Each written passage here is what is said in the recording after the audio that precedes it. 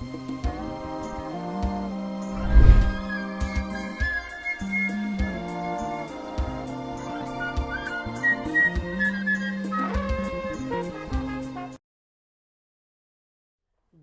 très chers téléspectateurs de Parlons Jeunesse Magazine, votre émission qui fait parler la jeunesse. Nous sommes très contents de vous retrouver encore une fois de plus aujourd'hui. Vous êtes nombreux devant vos postes téléviseurs en train de nous suivre de par le monde. Alors, juste comme rappel, dorénavant, Parlons Jeunesse Magazine sera aussi diffusé sur DAB Vidéo. Et dorénavant, Parlons Jeunesse Magazine se décide de récompenser tous ces téléspectateurs qui va le suivre en répondant à une question qui sera posée pendant l'émission. Et pour répondre, il faut aller sur dab.video. Nous allons donner tous les détails juste après notre conversation d'aujourd'hui.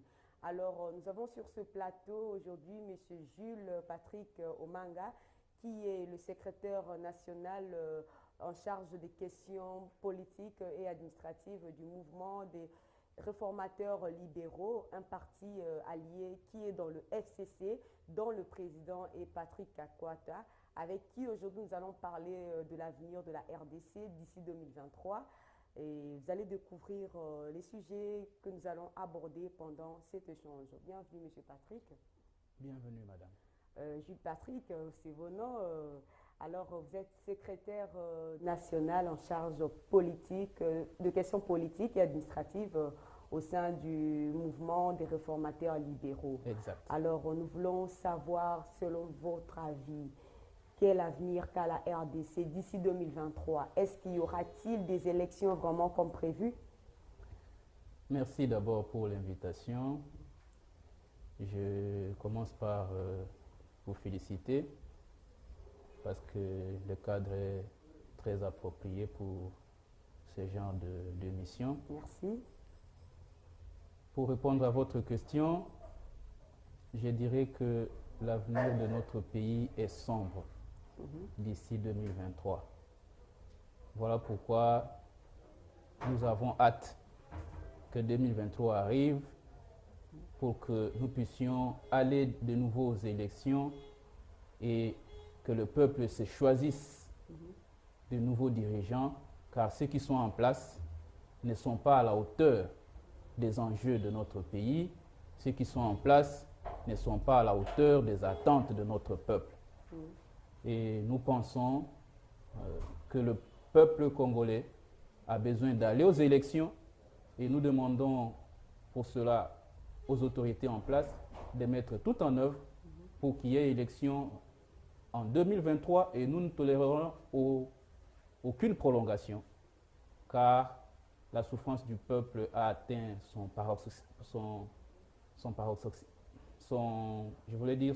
la souffrance du peuple a atteint un niveau très élevé et qu'il est important de mettre fin à cela. Par rapport à ce qui est en train de passer au niveau de la majorité, est-ce qu'il y aura vraiment possibilité qu'il y ait élection comme vous le voulez bien, vous de l'opposition? Parce qu'il y a quand même eu la pandémie, des crises sanitaires qui peuvent faire en sorte que ça puisse retarder quand même la tenue des élections au lieu de 2023, peut-être dans une autre année. Non, ça c'est une excuse qui ne peut même pas tenir parce que nous ne sommes pas le seul pays au monde qui a connu la pandémie. Et dans d'autres pays, il y a eu pandémie, mais nous voyons des élections. Ça veut dire que nous ne pouvons pas faire exception, encore que dans notre pays, la pandémie n'a pas vraiment touché un grand nombre de nos compatriotes.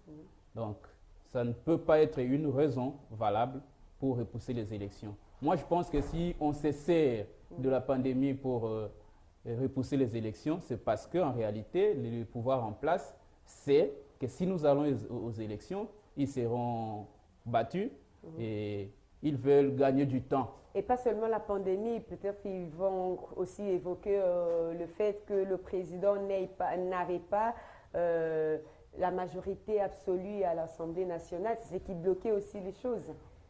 Non. Et c'est à peine qu'il venait de l'avoir. Non, il ne faut pas dire que le président n'avait pas la majorité. Le président avait la majorité parce qu'il était en coalition avec le FCC. C'est ce qui a fait que il dirige pendant les 2 premières années. Oui. Sans cela, en fait, on n'était pas en cohabitation au début du mandat du président. Les présidents étaient en coalition. Et personne n'a obligé les présidents à faire une coalition avec les FCC. Il était en coalition avec les FCC parce qu'il estimait qu'il avait la même vision que les FCC. Cela ne peut pas être aujourd'hui une excuse. Les députés FCC travaillaient en synergie avec le président de la République. Et s'il trouve que cet accord-là allait à l'encontre de ce qui était prévu, c'est pourquoi il a fait rupture et il a créé l'Union sacrée pour que tout celui qui aura sa vision puisse adhérer. Mais l'Union sacrée est composée de qui aujourd'hui? L'Union sacrée est composée de députés du FCC. Donc, ce n'est pas une question de vision, non. On a créé l'Union sacrée parce que on a voulu écarter Joseph Kabila des enjeux politiques. Malheureusement, le calcul était très mal fait. On a acheté les consciences et aujourd'hui, nous voyons ce que nous voyons. Les choses n'avancent pas. Aujourd'hui, le FCC n'est plus là. Et par là, vous nous faites comprendre que les députés du FCC sont, je peux dire, n'ont pas de la conscience. Ils sont faciles à acheter. Ils sont faciles à acheter. Non, non, il y a ceci. Aujourd'hui, ils ne sont plus députés FCC. Les députés FCC sont restés fidèles à Joseph Kabila. Ceux qui sont partis aujourd'hui, il faut les nommer députés Union sacrée. Vous comprenez?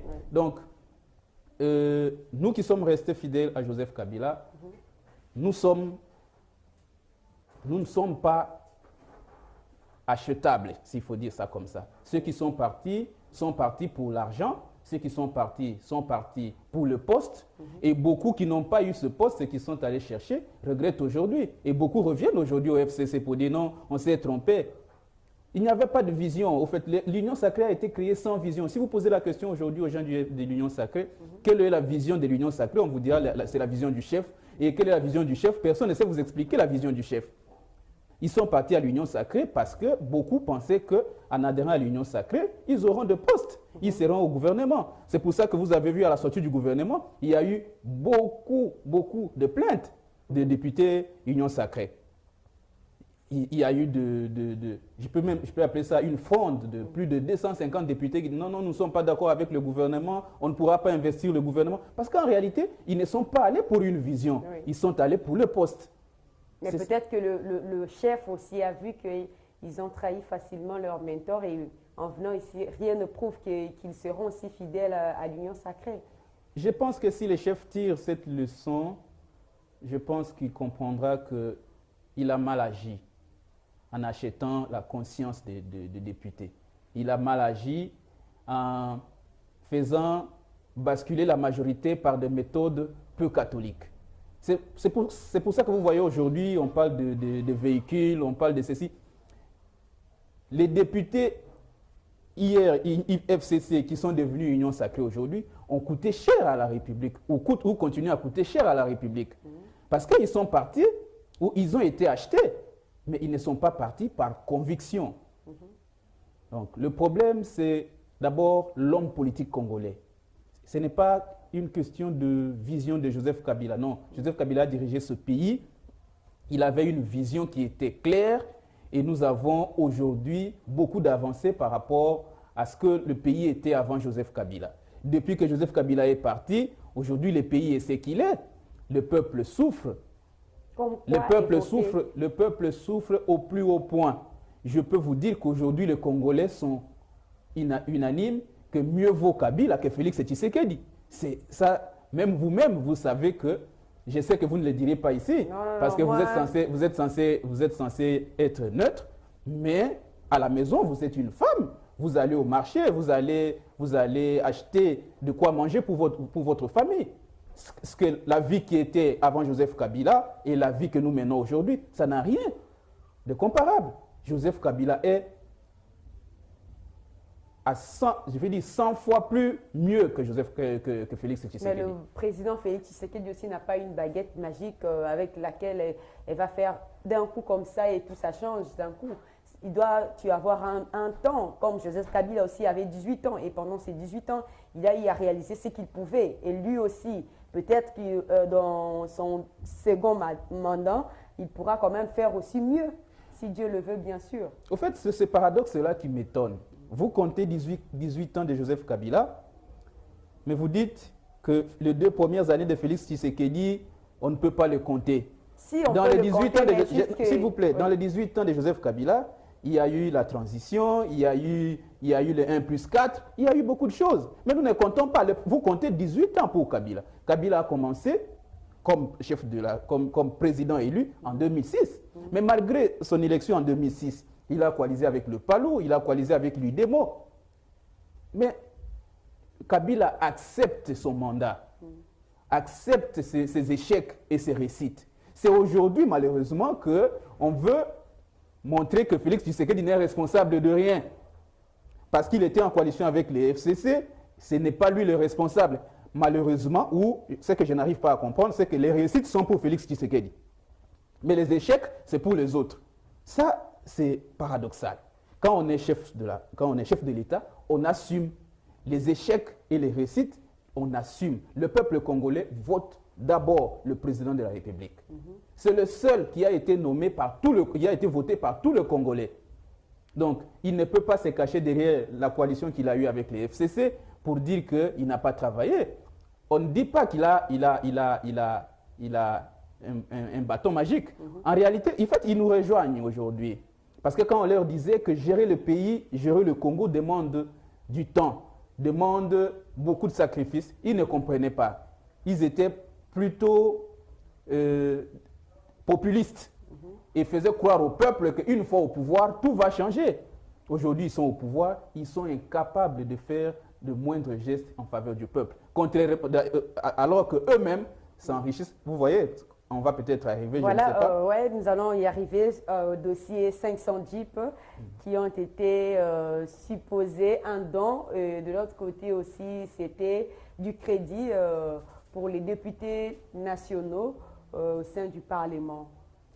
Qu'est-ce que vous dites à propos de ce sujet? Non, écoutez, vous êtes d'abord journaliste. Vous devez avoir la possibilité de mener vos investigations. Vous pouvez poser la question à plusieurs députés. Personne n'a souscrit à l'achat des véhicules. Personne. Et quelle est la banque qui a accepté de financer ces prêts-là? Il n'y a aucun contrat. Les députés, il ne s'agit pas de véhicules donnés à crédit. Non. C'est un cadeau. Le président de l'Assemblée nationale a été clair lors de sa rencontre avec les députés de l'Union sacrée. Il a dit que c'était un cadeau du président de la République. Et le cadeau, pourquoi? Le cadeau à titre de récompense de leur adhésion à l'Union sacrée. Ça, il a été clair. C'est après le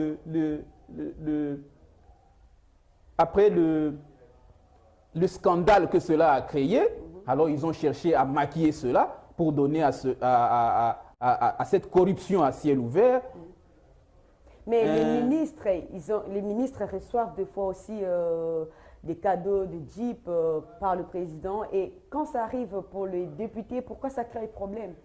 Non. Les ministres ne reçoivent pas des véhicules donnés par le président. Non, les ministres reçoivent des véhicules de l'État. Oui. Parce qu'il faut différencier la personne du président de la République et l'État congolais. Mais c'est toujours lui qui chapeaute l'État congolais. Non. Le président n'est pas l'État. Parce que le véhicule donné aux députés, c'est à titre personnel, individuel. Parce que vous ne retrouverez ça nulle part. Dans quel budget cela a été prévu? Dans quel budget? Ce n'est pas prévu. Est-ce qu'on peut nous montrer comment cela s'est passé, la chaîne des dépenses?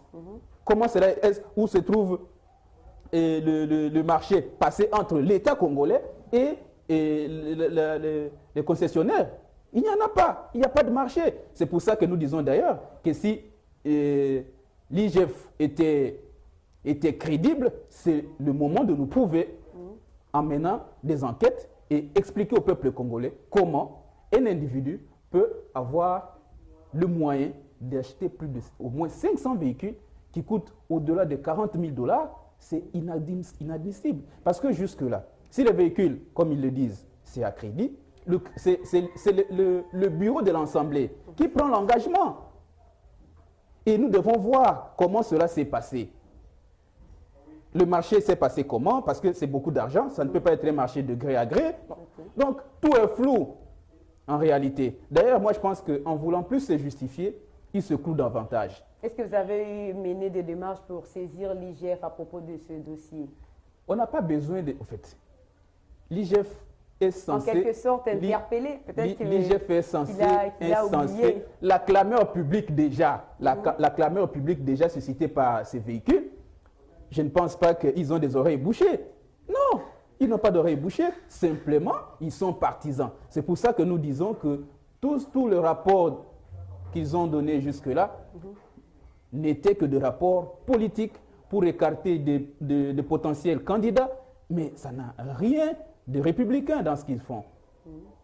Parce que s'ils étaient crédibles, moi je pense qu'aujourd'hui, on nous aurait déjà dit, voilà, le dossier est sur la table de M. Gilles Alinguetti et que le peuple saura dans peu de temps ce qui s'est passé réellement.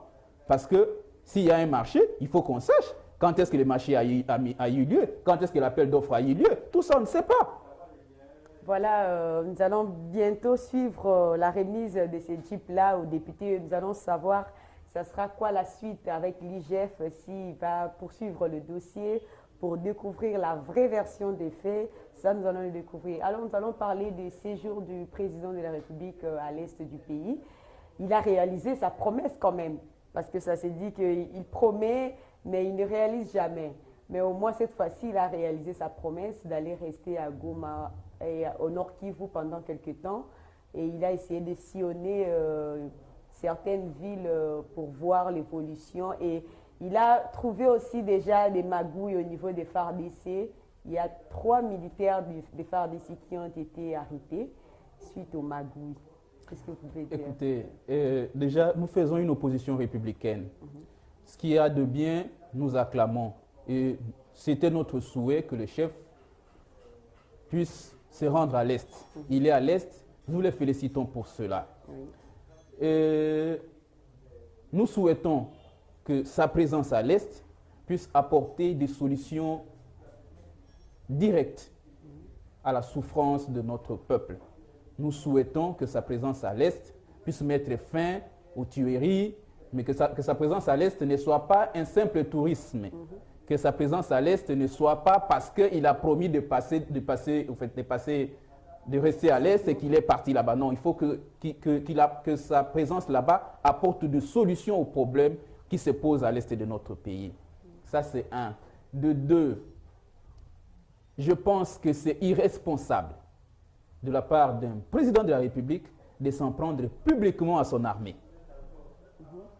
Pendant cette période où l'armée combat les ennemis de la République, je pense que c'était irresponsable. Et la cellule de communication du chef de l'État doit revoir beaucoup de choses. Un chef d'État ne peut pas se permettre de parler de son armée en public devant le monde entier. Comme ça, en dénigrant en quelque sorte même le fonctionnement de notre armée.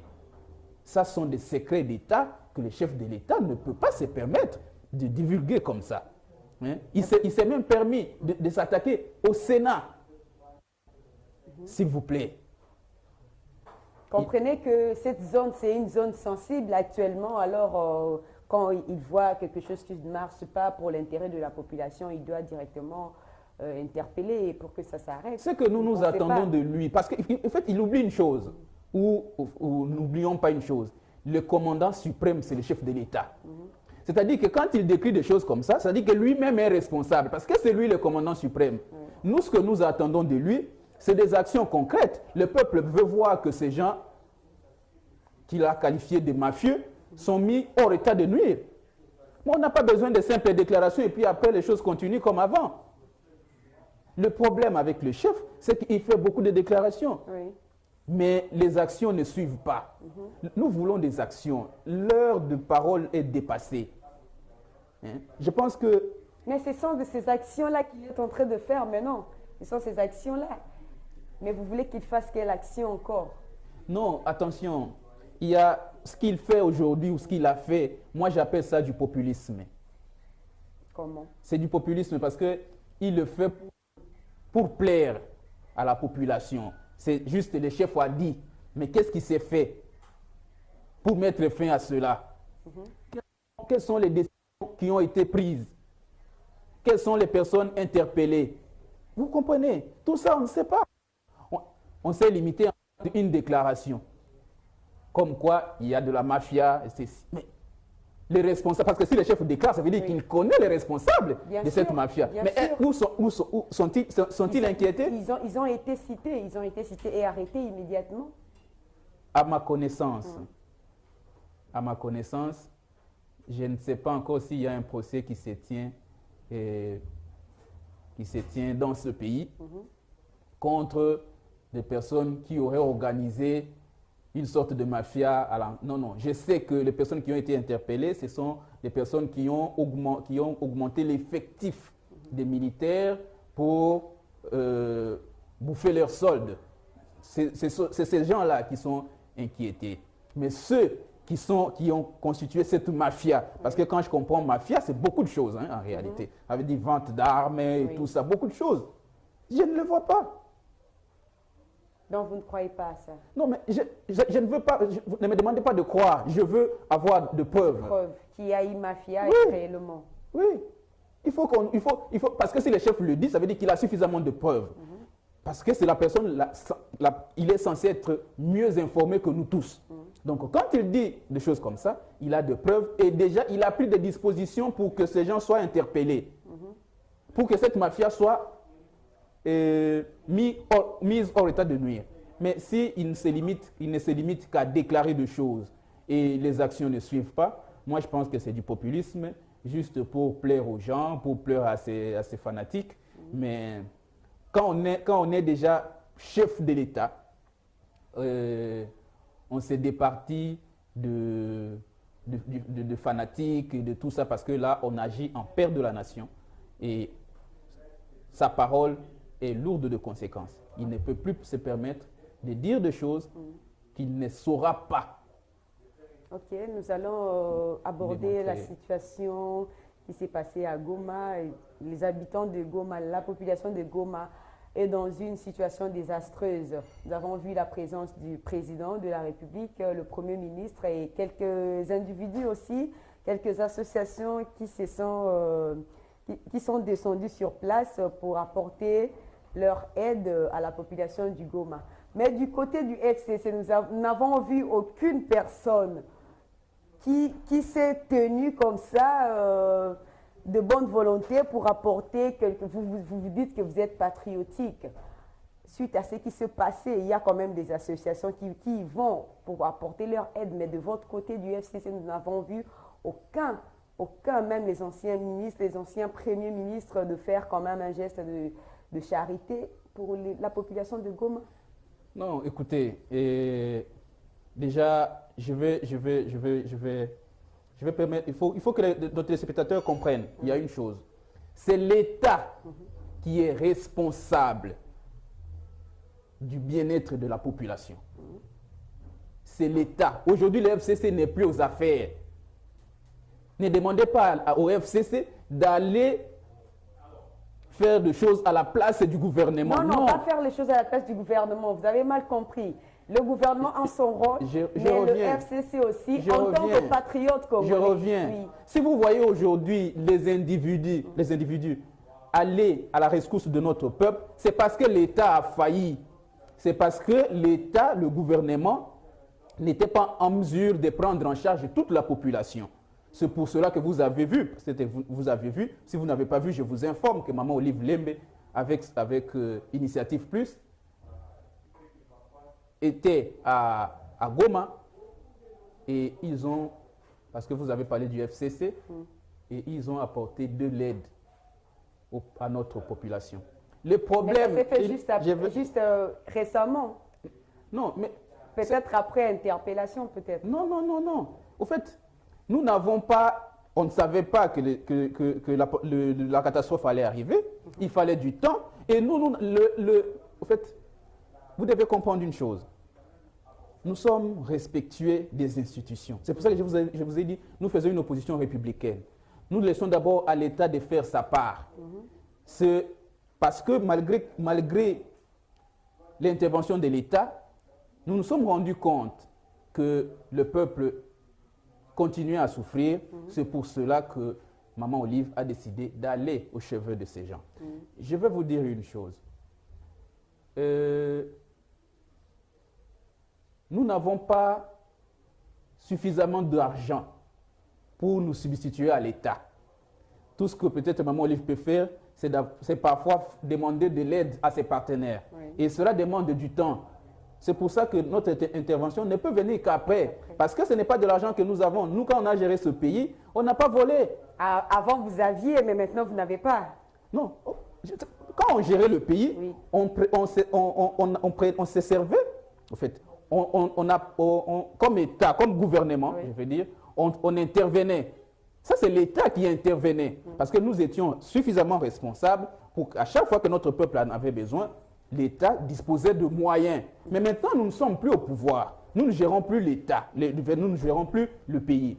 Alors, s'il y a quelque chose, si nous devons agir, et puis il n'y a pas que Maman Olive, hein, pour vous montrer que nous sommes cohérents, il y a Martin Fayulu qui a comme opposant aussi, Non, moi je parlais du FCC, je n'ai pas évoqué Martin Fayulu. C'est pour ça que je vous explique, c'est pour vous montrer que l'État a failli. Pas Martin Fayulu, Dites-moi madame, oui, à l'époque où Joseph Kabila dirigeait ce pays, vous avez vu l'IDPS aller au chevet de population?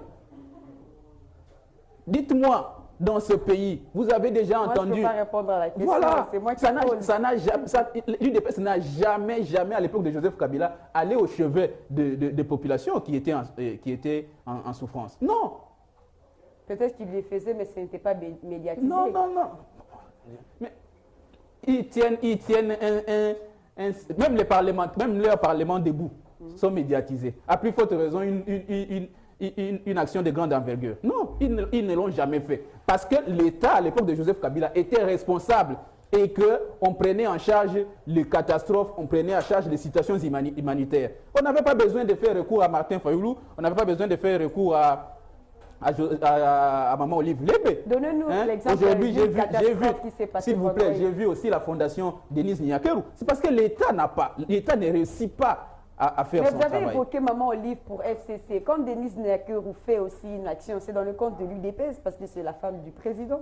Voilà, c'est pour ça. Je cite ces gens pour vous montrer que s'ils sont venus en aide à notre peuple, c'est parce que l'État n'a pas réussi à aider suffisamment le peuple.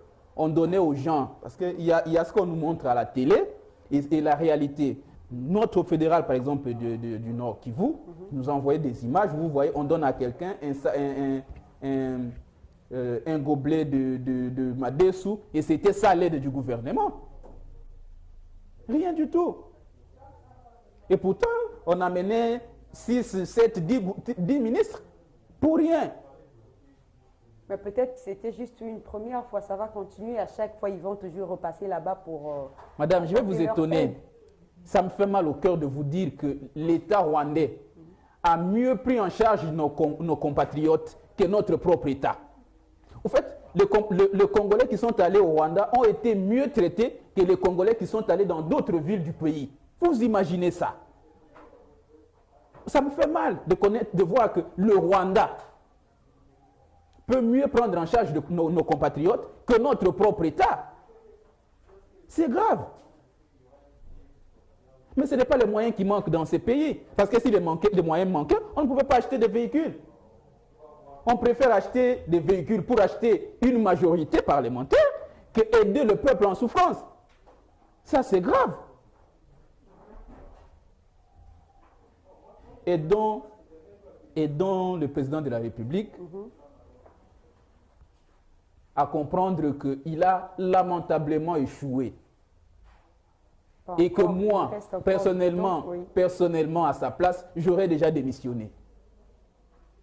Je pense pas. Vous savez, madame, quand Joseph Kabila a été élu en 2006, 6 mois seulement après son élection, ce pays avait des chantiers partout.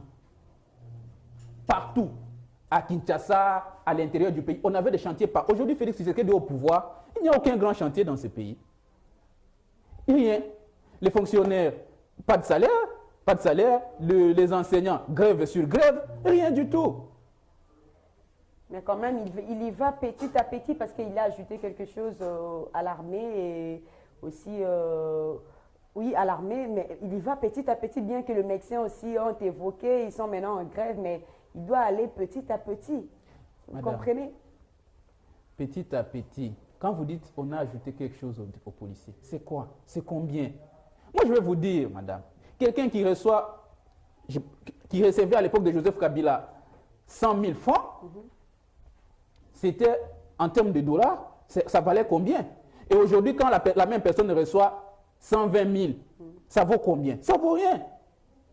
Parce que le dollar est à 20. Ça veut dire que même si on ajoute 5 000 francs, 10 000 francs sur le salaire de ces messieurs, on n'a rien fait. On n'a rien fait.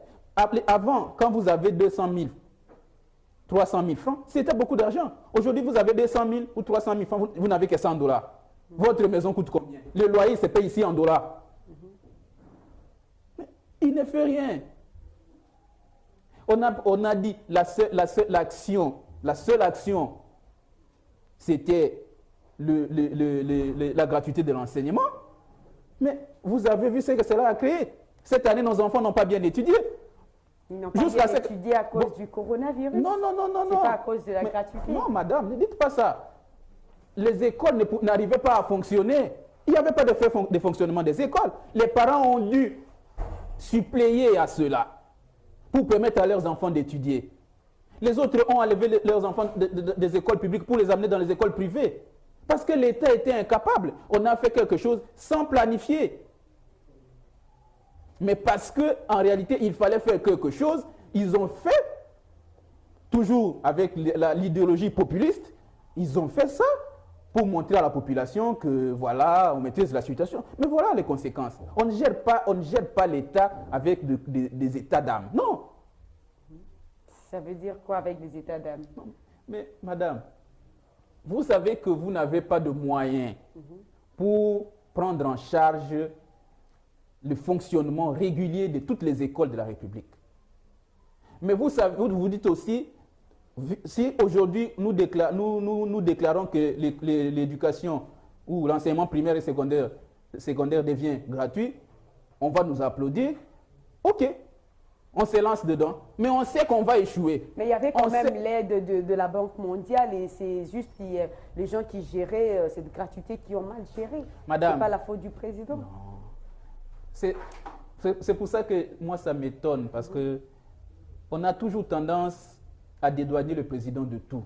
Ce n'est pas sa faute. C'est la faute de ses collaborateurs, c'est la faute du ministre. Mais c'est la faute de vous le disiez aussi avec Joseph Kabila, non, que non. Je peux vous dire que les Congolais étaient très sévères envers Kabila. Très sévères, je vous dis. Je pense qu'aujourd'hui, il peut vraiment rester tranquille chez lui. Parce qu'il a été suffisamment critiqué dans ce pays. Même par ceux qui sont aujourd'hui au pouvoir et qui sont aujourd'hui incapables de faire même le quart de ce que Joseph Kabila a fait en 5 ans. Vous voyez? Donc, ils ont lancé la gratuité de l'enseignement en connaissant qu'ils seront incapables d'assurer le bon fonctionnement des écoles. C'est ce que j'ai dit. État d'âme. Non, c'est irresponsable. C'est irresponsable. Avant de faire l'État, tout se planifie. On pouvait aller par étapes, comme Joseph Kabila a commencé. Parce qu'aujourd'hui, les gens ont tendance à croire que la gratuité de l'enseignement a commencé avec Félix Tshisekedi. Non, la gratuité de l'enseignement a commencé avec Joseph Kabila. Dans les provinces... Non, réalisé aussi par Joseph Kabila. Mais Joseph Kabila allait par étapes. Joseph Kabila a commencé par l'intérieur du pays. Parce qu'il voyait qu'à l'intérieur du pays, il n'y avait pas suffisamment de moyens. Et la gratuité, on avait exclu à l'époque Kinshasa, Lubumbashi, les grandes villes. Mais à l'intérieur du pays, il y avait déjà cette gratuité. Félix est venu globaliser cela. Il a globalisé, malheureusement, il était incapable, ou il est incapable de gérer la suite. Peut-être que la base aussi n'était pas bonne au préalable. Mais je vous ai bien dit que la base n'était pas bonne parce qu'on n'avait pas planifié cela. Non, la base par rapport à la personne qui a commencé. Non, cette gratuité. Non, il fallait, au fait, il y avait déjà un schéma bien tracé par Joseph Kabila. On a refusé de suivre ce schéma-là. On a pensé qu'on va faire mieux. On voulait montrer au peuple qu'on est mieux que Kabila. Malheureusement, on s'est brûlé les doigts. Voilà, merci. Nous allons finir avec, nous avons remarqué la présence, le retour de Madame Annie Chebea, la femme du feu Chebea. Vous pensez, selon vous, qu'il revient juste pour le prix de Marc Cassal ou elle revient pour poursuivre le dossier Chebea? Bon, je ne connais pas les raisons de sa venue ici, mais il faut dire qu'aujourd'hui, le procès prend une autre tournure. C'est quand même important qu'elle soit là. Tout ce que nous demandons dans cette histoire est que justice soit faite et que la justice ne soit pas non plus instrumentalisée. Parce que la justice ne peut pas être un règlement des comptes. Mais si on suppose que telle personne ou telle personne a été impliquée et que cela soit prouvé, nous sommes vraiment d'avis que justice soit faite. Mais ce que nous refusons, c'est le règlement de compte, c'est des procès fabriqués uniquement pour nuire aux adversaires ou aux gens qui n'ont pas voulu adhérer à la vision du chef de l'État. D'accord, merci beaucoup. Vous comprenez, nous sommes à la fin de notre émission d'aujourd'hui et nous avons reçu pour vous Monsieur Jules Patrick Manga. Nous avons dit au début que Parlons Jeunesse Magazine décide maintenant de récompenser répondant à une question. La question est la suivante. Vous qui nous avez suivis du début à la fin, vous allez nous dire juste la couleur de la veste qu'avait porté notre invité d'aujourd'hui. Et pour répondre, vous devriez aller sur www.dab.video. Et vous cliquez sur la rubrique Jeux et vous allez voir Parlons Jeunesse Magazine. Vous allez suivre l'émission et répondre à la question. Pour répondre à la question, il vous faudrait utiliser juste 500 francs dans le compte Orange Money, M-Pesa, RTL Money, tout ce que vous pouvez avoir. Vous cliquez et vous payez juste 500 francs et vous suivez Parlons Jeunesse, vous répondez. Vous pouvez gagner un prix après le tirage au sort sur www.dab.video. Et n'oubliez pas de nous suivre aussi sur notre chaîne YouTube Koyal TV 1 pour être toujours au rendez-vous à chaque sortie de vidéos. Et nous allons vous profiter aussi pour vous parler du t-shirt Congo Mbokananga. C'est le nouveau concept créé par les jeunes aussi. Congo Mbokananga, c'est un concept qui accompagne tout compatriote congolais qui organise des manifestations au nom du pays. Même pour le 30 juin, la journée de l'indépendance, les gens qui vont organiser des manifestations, Congo Mbokananga est là pour vous accompagner, pour travailler en partenariat avec vous. Alors, nous allons vous dire merci, merci à vous tous qui nous avez suivis. De par le monde, nous disons aussi merci à la fondation Stavo International, une fondation vraiment qui est en train d'œuvrer au sein de la RDC, bien que c'est la fondation internationale qui a son siège en France, à Paris. C'est un Congolais, mais qui vit à Paris, mais bien qu'il a grandi là-bas à Paris, il n'oublie pas ses compatriotes congolais. Il vient de temps en temps faire ses dons. Il s'appelle M. Stavo Batravo, c'est son surnom. Alors, sa fondation, c'est Stavo International. Nous lui disons aussi merci pour son soutien. Alors, nous sommes à la fin de notre émission. Restez toujours branchés sur Parlons Jeunesse Magazine. À tantôt.